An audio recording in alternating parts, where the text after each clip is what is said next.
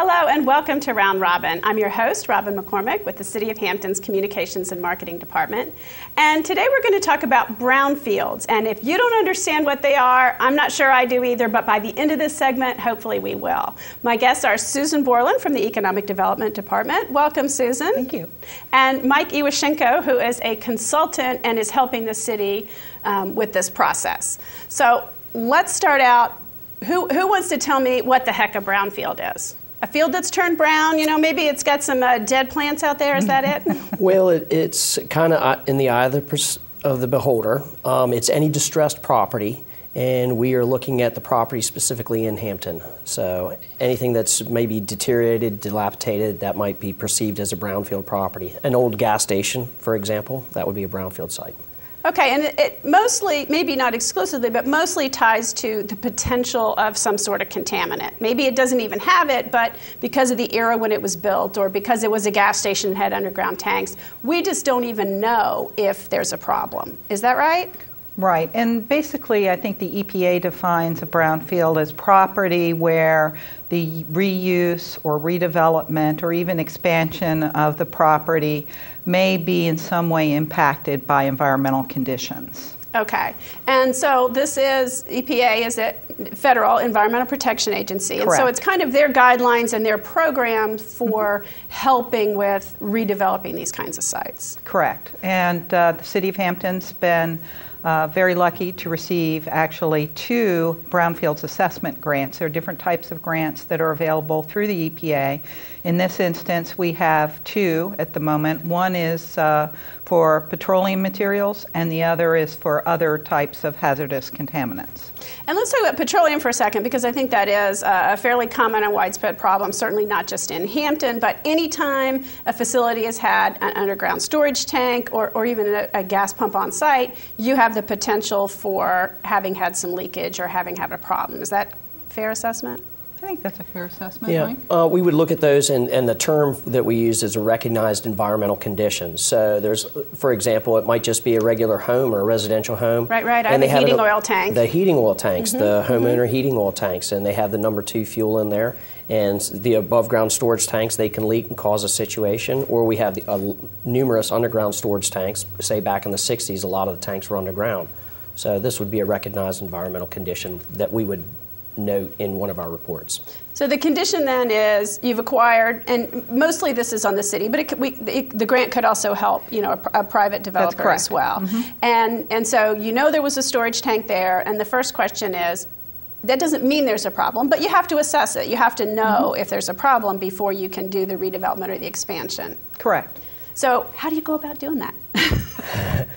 Well, is this where you come in, Mike? This is beyond an economic development staffer's expertise. We call in the consultants. Right, and it all starts with what we call a property acquisition questionnaire. And so if it goes hazardous, that goes immediately submitted to the EPA. If it's a petroleum issue that we're looking at on this property, then we would submit that to Virginia Department of Environmental Quality. They first check it out, then we submit that paperwork to the EPA.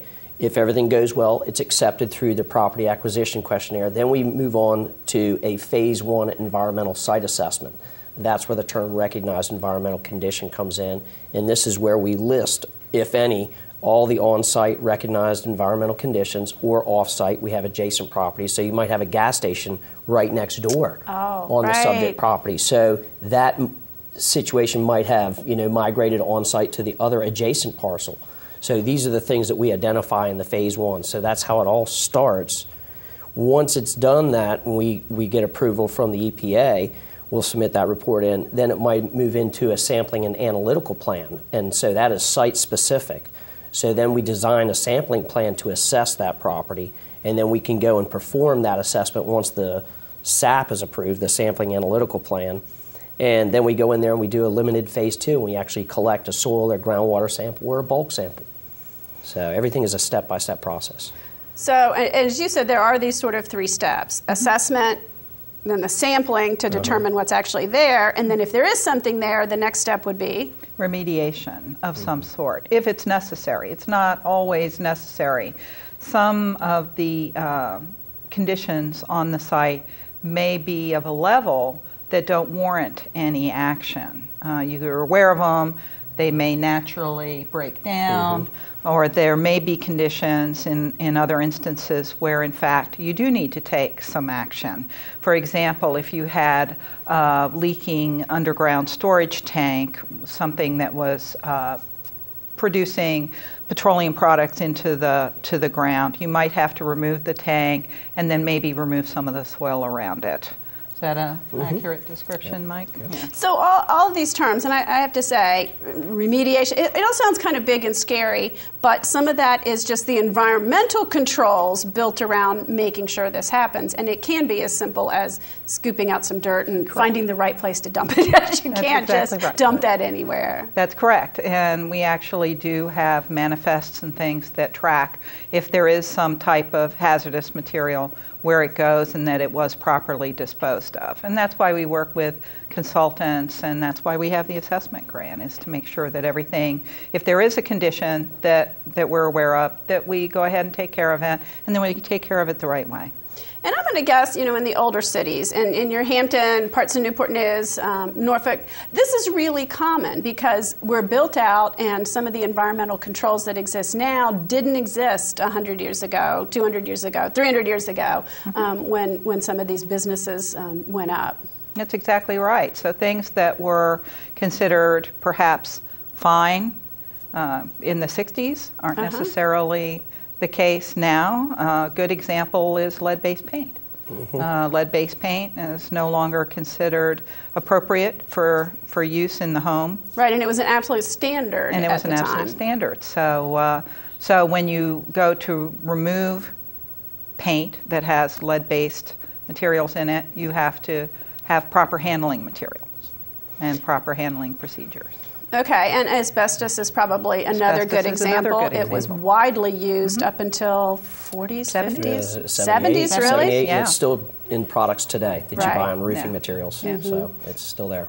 So you have to be very careful when you're doing demolition or expansion at that kind of thing. Right. So again, we, if we're demolishing a building, we make sure that the materials are properly removed and that they have a manifest and that they go to a site, disposal site that is regulated for handling that type of waste. And so brownfields is the program, and really it does mostly kind of benefit the city or the developer in terms of getting new and better uses on property. Brownfields grant, really, in terms of benefits, it has, I think, 3 benefits. The first is, obviously, it helps us reuse property that maybe isn't being used to its full potential. Right, you don't want it sitting there. You don't want it sitting there, or maybe it's being used, but it's really not being used to the extent that it could be. So it really helps as a redevelopment tool. The second thing is that by reusing land, any green space that we have is further protected from development. It's not to say that things don't get developed. It's just to say that you go first to the already developed site, and try and reuse and sort of recycle your sites before you move on. So that is something that the EPA feels very strongly about, I think, in their materials. And then the last thing is that it just helps the community be a cleaner community. Well, and that's what I was going to say too. This program really ensures that things are looked at and then ultimately cleaned up. And so while I as an individual and some of the folks out there might not understand all the technical details you do, the fact that you all understand them and utilize it means our neighborhoods are cleaner, because these things are being addressed, and all the government paperwork that might seem way too complicated for me ensures that things get cleaned up and that contaminants are put somewhere that is better equipped to deal with them than maybe a neighborhood underground tank next to a school, or somewhere in that area it might be. And there are instances, for example, as we change as a society, things that were maybe manufacturing or industrial related, sites that were used for a specific purpose, that purpose is no longer served. It helps us, again, return that into a better state into the community. Well, I know because I live near there, but all the work that the city and HRHA is doing on the Kecoughtan corridor, that master plan kind of said Kecoughtan needs to be more of a residential and less of a business. And as those businesses get torn down, you've got to deal with all those potential issues that may or may not be the case of underground tanks or lead-based paint or asbestos, and make sure before that can be returned to the community's desired use that those things are dealt with safely. Correct. Okay. Well, before we close, is there anything else you all want to add about this program?